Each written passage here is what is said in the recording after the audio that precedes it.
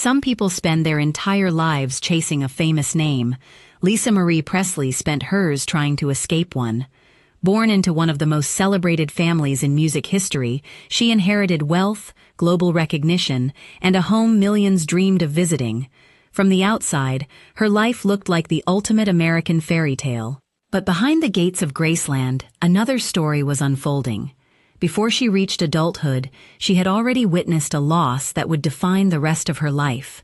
As the years passed, success never managed to silence grief. Fame never erased loneliness, and every new chapter seemed to echo the tragedy that came before it. This is not simply the story of Elvis Presley's only child. It is the story of a woman who inherited a legend, but spent a lifetime searching for an identity beyond it. Lisa Marie Presley entered the world on the 1st of February 1968, in Memphis, Tennessee. Her arrival came exactly 9 months after her parents' wedding, a detail that would later feel almost mythic in the Presley family lore.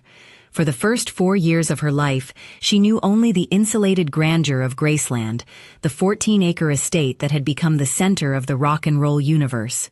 Servants, security, and the constant hum of her father's larger-than-life presence defined her earliest memories.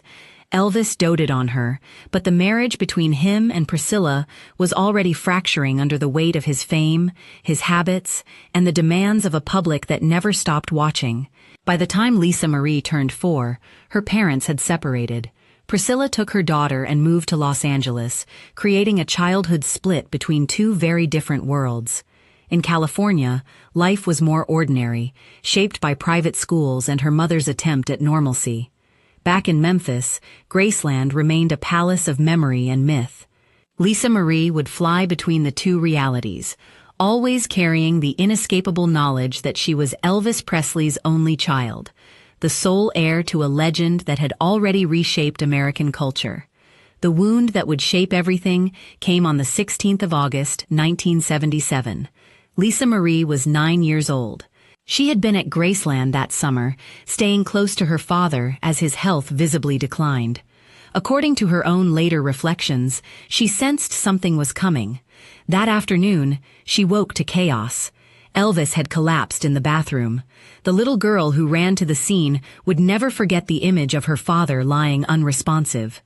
He was pronounced dead at the hospital, just 42 years old, the official cause heart failure linked to his long struggle with prescription drugs.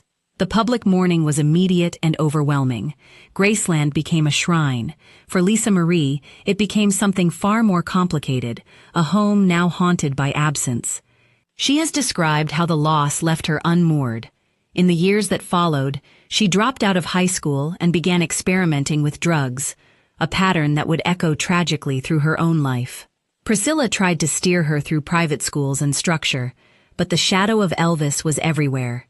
The world saw her as the princess who would one day inherit the kingdom. Internally, she was already learning that immense privilege came with immense pressure and an early, intimate understanding of how quickly glory could turn to grief. Even as a teenager, Lisa Marie carried the dual inheritance of her father's charisma and his vulnerabilities. She looked strikingly like him, especially in the eyes and the smile that could light up a room or hint at deeper unrest. Those closest to her would later say she inherited not just the money and the name, but the emotional intensity that came with being a Presley. The fear of loss, the hunger for connection, and the difficulty of living up to, or living beyond, a myth that no one else could truly understand.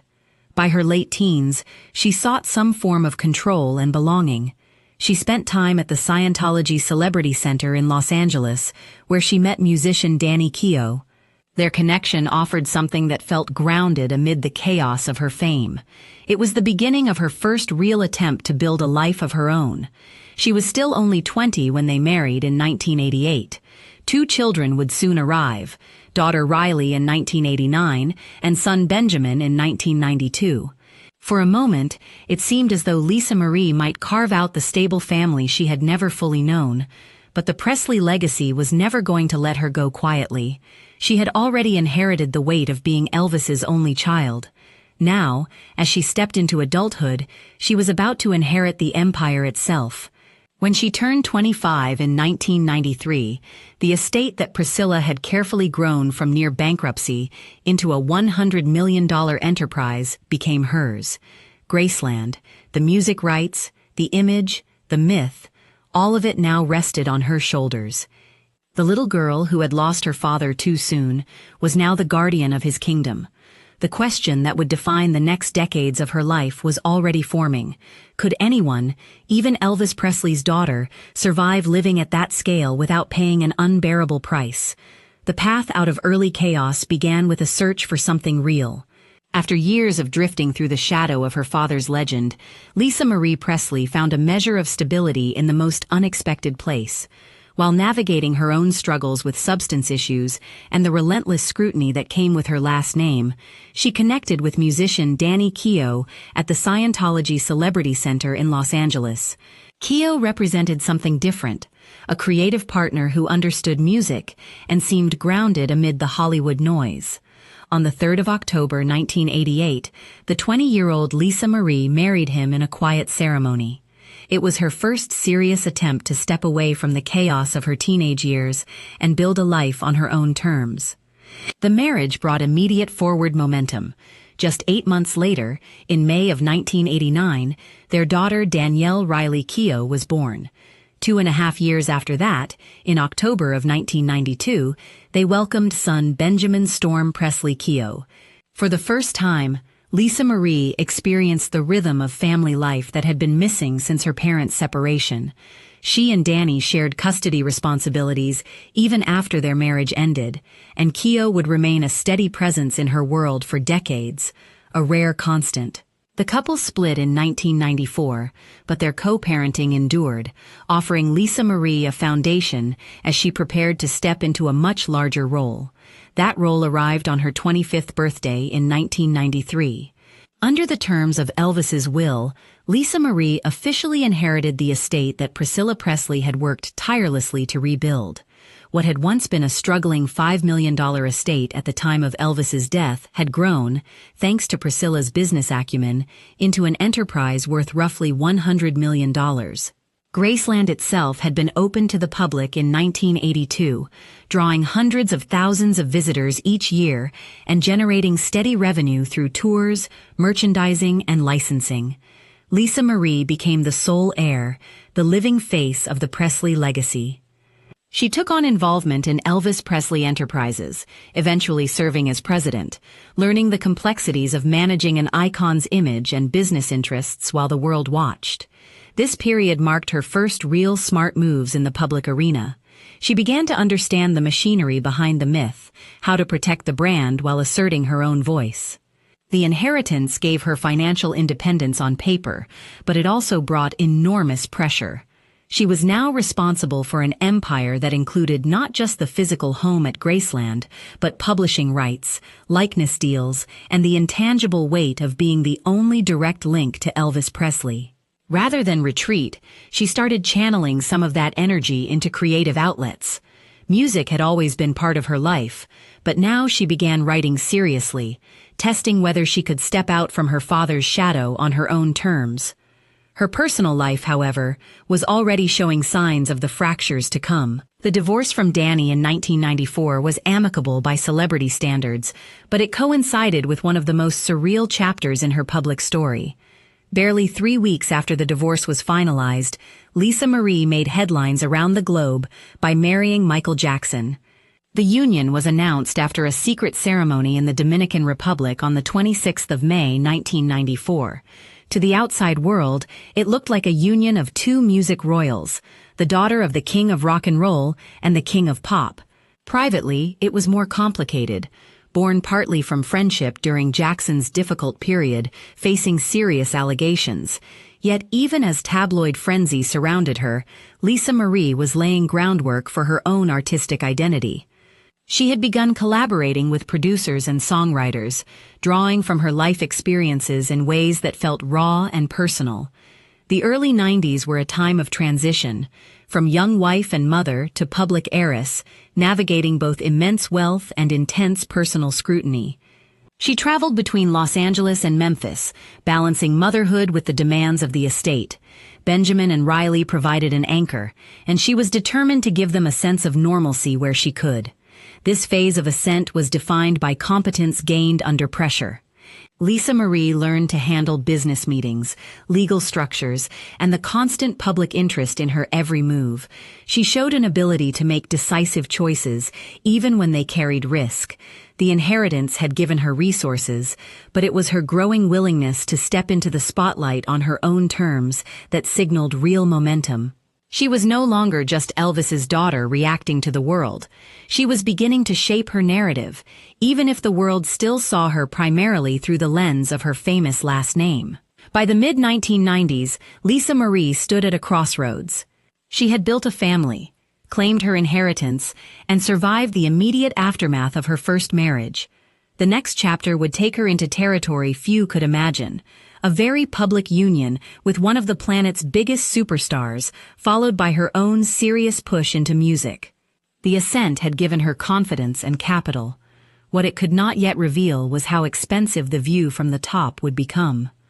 By the mid-1990s, Lisa Marie Presley had stepped fully into the rarest air of American celebrity. She was no longer just the daughter who had lost her father too soon. She was the living embodiment of rock and roll royalty, moving through a world where her name alone commanded attention on a global scale. The peak of her public life arrived in layers: a headline-making marriage to Michael Jackson, her own emergence as a recording artist, and her role as steward of the Presley empire centered at Graceland. For a time, it looked as though she had inherited not only the fortune, but the ability to thrive at the absolute highest level of fame and influence. The marriage to Michael Jackson in 1994 became one of the most watched unions of the decade. Just weeks after her divorce from Danny Keough, Lisa Marie and Jackson wed in a private ceremony in the Dominican Republic. The world learned of it when the couple appeared together publicly, presenting a united front during one of Jackson's most turbulent periods. He faced serious allegations, and Lisa Marie stood by him visibly. Their appearance at the 1995 MTV Video Music Awards, walking hand in hand and kissing on stage, became instant pop culture history. Here was the daughter of Elvis Presley beside the king of pop. Two music dynasties momentarily merged under the brightest lights in entertainment. Jackson called her his wife with pride. She spoke of genuine love and support. For the public, it was electric, a fairy tale that blended two of the biggest names in modern music into something mythic. Behind the scenes, the marriage operated at a scale few experienced. Private jets, multiple residences, and the intense security that surrounded both of them defined their days.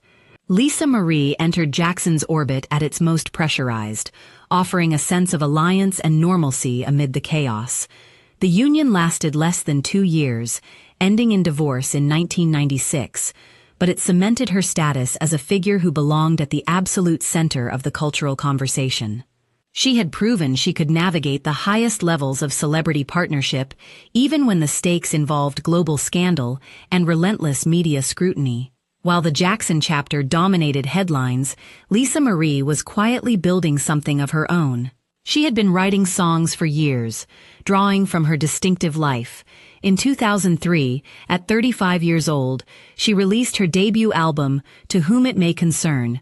Produced with high-level collaborators, including Glenn Ballard, the record debuted at number 5 on the Billboard 200 and was certified gold. Critics noted her smoky, expressive voice and the personal weight in tracks that reflected loss, identity, and resilience. It was not just a celebrity vanity project. It was a legitimate artistic statement from a woman determined to be heard on her own terms. She followed it with Now What in 2005, which also reached the top 10, further establishing her as a credible artist in the rock and alternative space.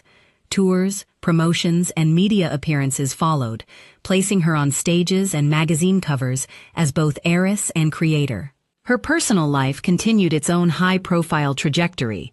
In 2002, she married Academy Award-winning actor Nicolas Cage in a ceremony held on the 25th anniversary of Elvis's death. Cage, himself a known admirer of Elvis, brought another layer of Hollywood glamour. The marriage was passionate but brief, ending after only a few months, yet it reinforced Lisa Marie's position in the upper echelons of entertainment royalty. She moved through circles that included major stars, producers, and industry power players.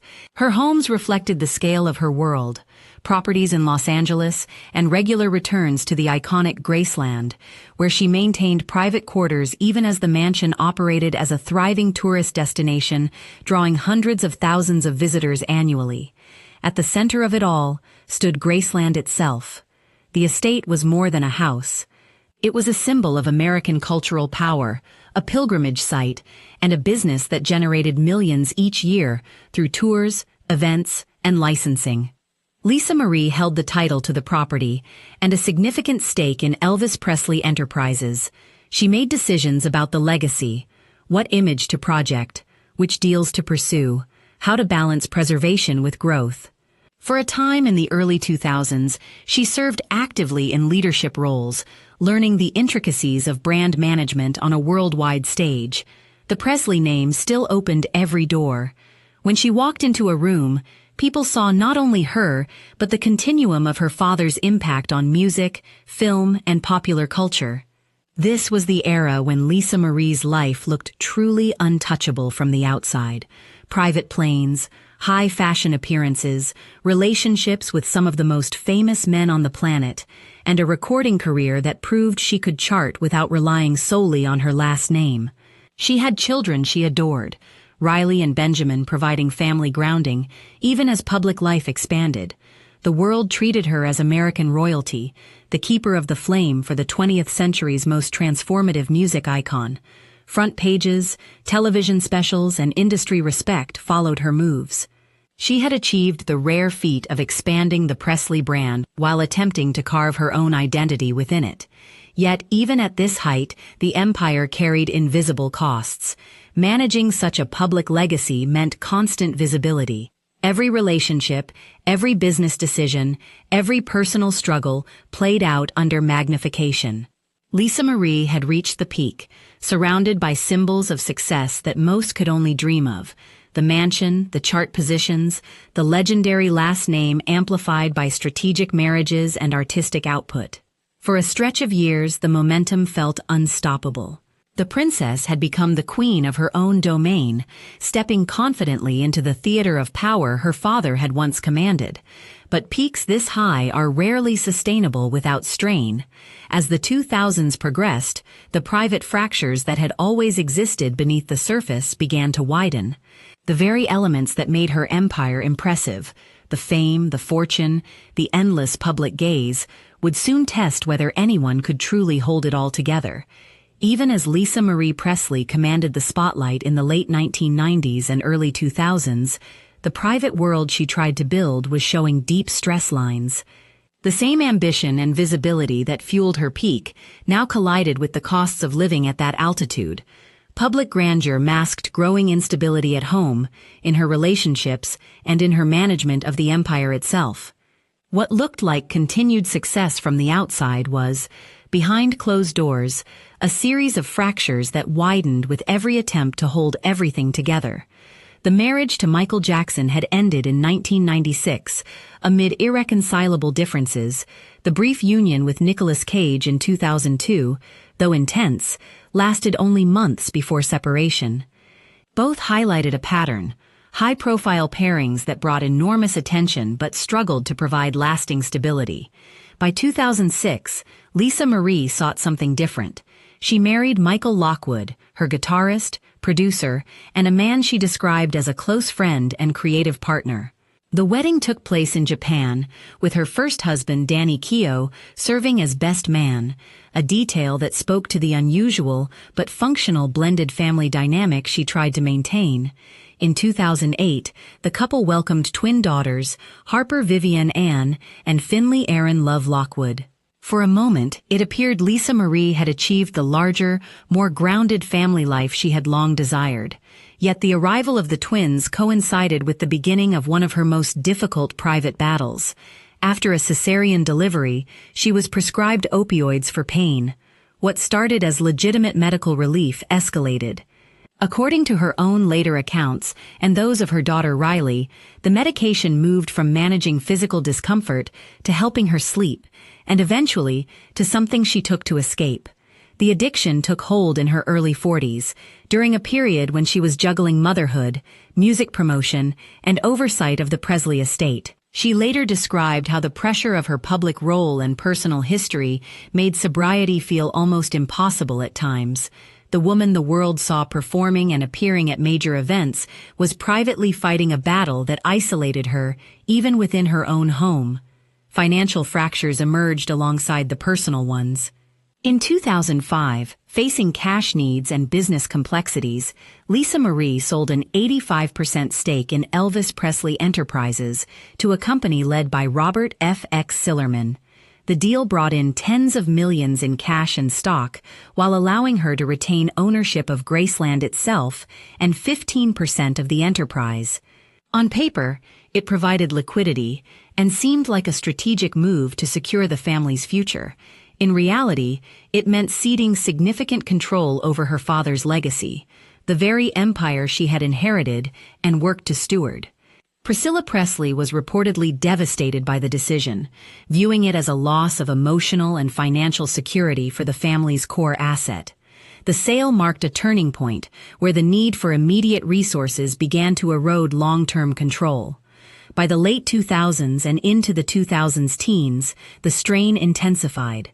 Lisa Marie's marriage to Lockwood faced mounting challenges, culminating in separation in 2016 and a contentious divorce finalized in 2021. Court documents from the proceedings revealed significant debt, including millions in unpaid taxes. In 2018, she filed a lawsuit against her longtime business manager Barry Siegel, accusing him of reckless mismanagement that had reduced her trust to dangerously low levels, reportedly as little as $14,000 in cash at one point, alongside substantial credit card debt. Siegel countered that her spending had contributed to the problems. The public learned of a woman who had once commanded a $100 million inheritance, now navigating serious financial pressure, despite the continued operation of Graceland as a tourist powerhouse. Throughout these years, tensions with her mother Priscilla also surfaced more visibly. The two women, who had collaborated on the estate for decades, found themselves at odds over decisions, control, and the emotional legacy of Elvis. Lisa Marie's life had always been defined by the push and pull between independence and the inescapable Presley name. Now, even family relationships that had once provided structure showed cracks under the weight of money, grief, and differing visions for the future. The public image remained largely intact. Lisa Marie still appeared as the elegant keeper of the flame, a mother of 4, and a musician with a distinctive voice. Yet privately, the success that had once seemed expansive now felt like it carried an ever-increasing cost. Addiction, marital dissolution, financial erosion, and estate-related strains created a growing gap between the glamorous exterior and the reality inside. She continued to fight for stability, particularly for her children, returning often to Graceland for solace and sleeping in her father's former bedroom during dark periods as a way to feel protected. By the late 2000s teens, the fractures had become harder to contain. Lisa Marie was still the face of a legendary empire, but the personal foundation she had tried to build was under immense pressure. The woman who had ascended so visibly was now confronting the limits of what fame, money, and determination could repair. The central tragedy that would test her most profoundly was drawing closer, rooted in the one relationship she treasured above almost all others, her bond with her son Benjamin. The irreversible turn came on the 12th of July, 2020.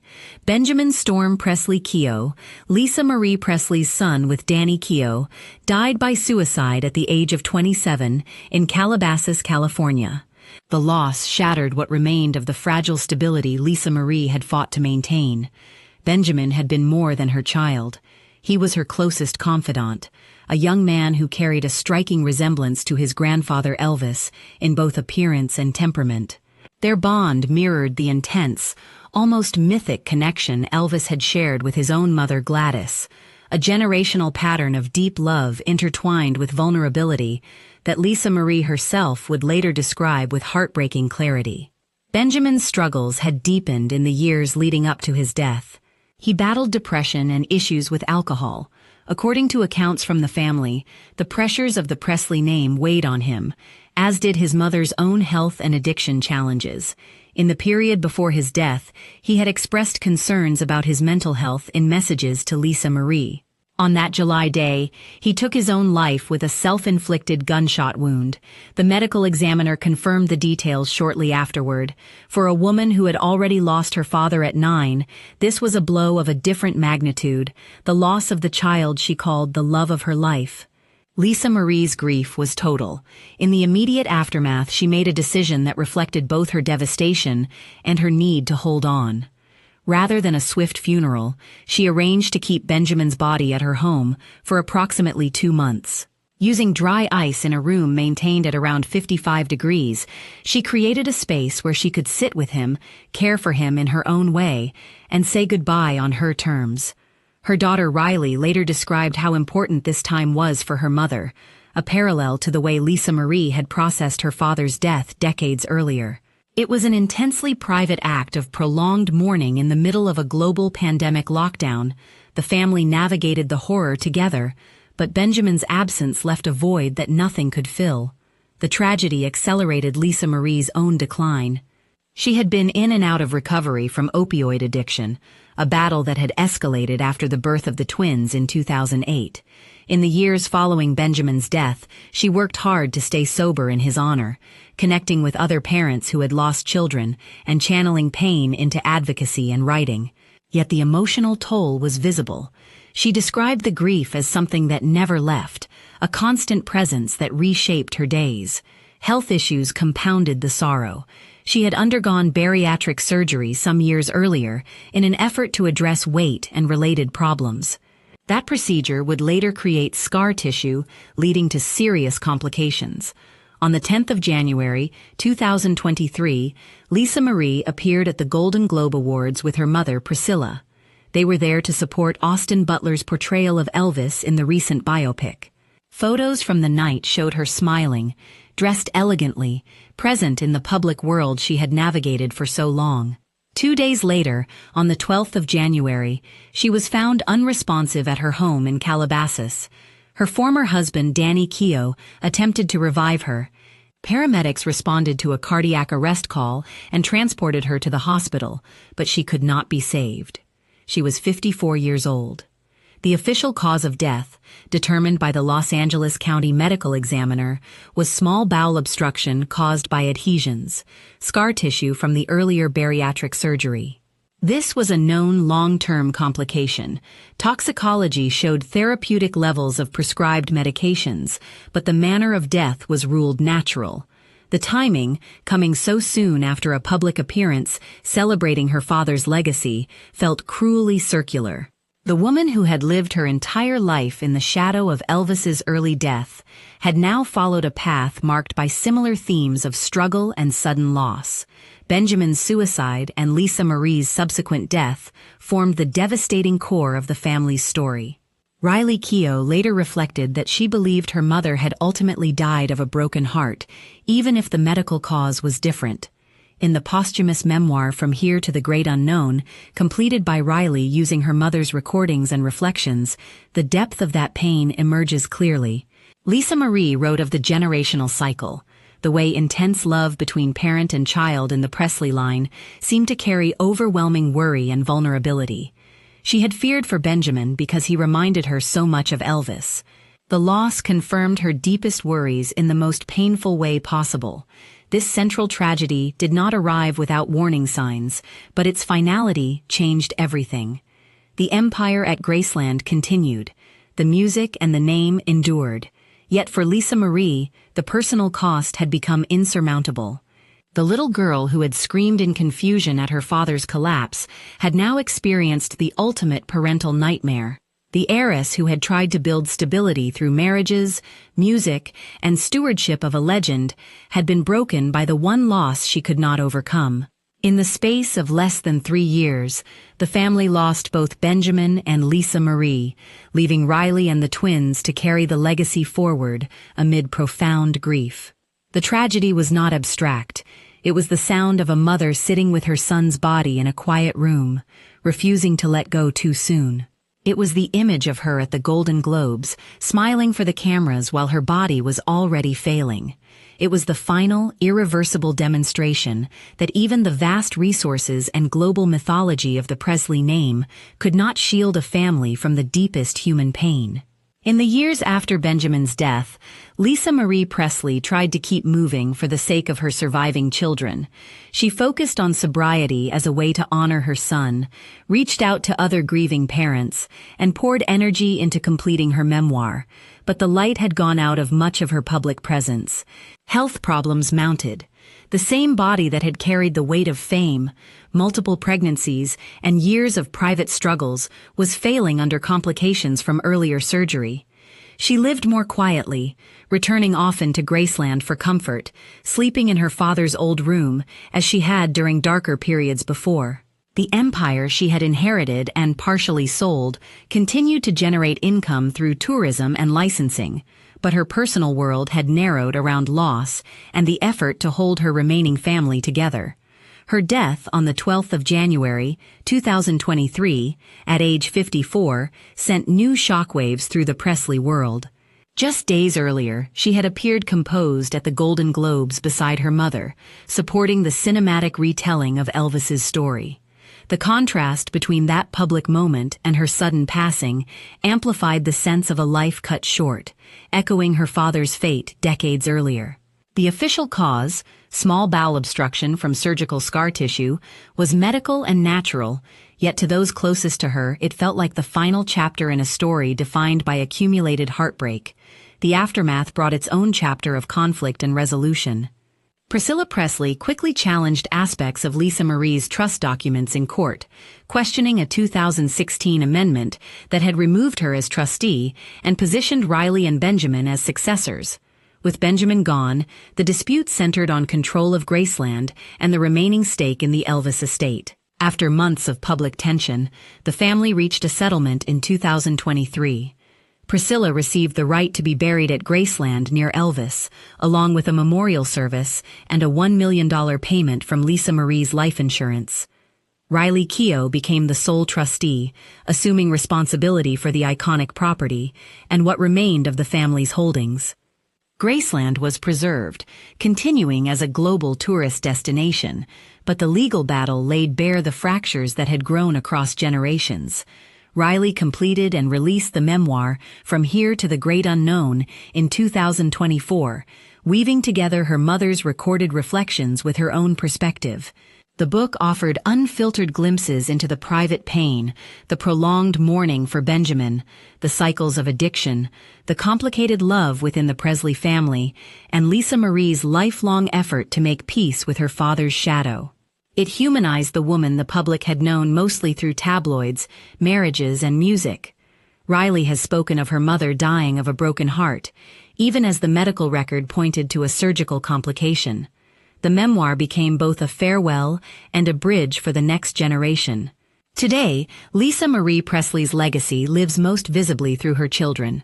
Riley has built a successful acting career, earning acclaim in projects that showcase her own talent separate from the family name. The twins, Harper and Finley, grow up largely away from the spotlight. Graceland remains a pilgrimage site, drawing fans who still feel the pull of Elvis's music and story. The 15% stake Lisa Marie retained in the enterprise provides ongoing support, though the full control her mother and grandmother once held has been restructured. In the end, Lisa Marie Presley lived a life of enormous scale. She was born into American royalty, inherited a cultural kingdom, married icons, released charting albums, and stood as the sole direct heir to the king of rock and roll. She experienced wealth, fame, and creative expression at levels few ever reach. Yet she could not escape the pattern of loss that marked her family. The father gone too soon, the son taken in his prime, the personal struggles that money and status could not cure. The Princess of Graceland became a woman who knew both the dazzling heights of public mythology and the crushing weight of private grief. Her story leaves a clear reminder: even a life surrounded by symbols of immortality, the mansion, the music, the name recognized around the world, remains vulnerable to the most human of frailties. Lisa Marie tried, with fierce determination, to break the cycle for her own children. She succeeded in preserving the physical legacy of Graceland for them, but the emotional inheritance proved far more complicated. In her final years, she faced the truth so many before her had confronted: everything was enormous, and still it was not enough.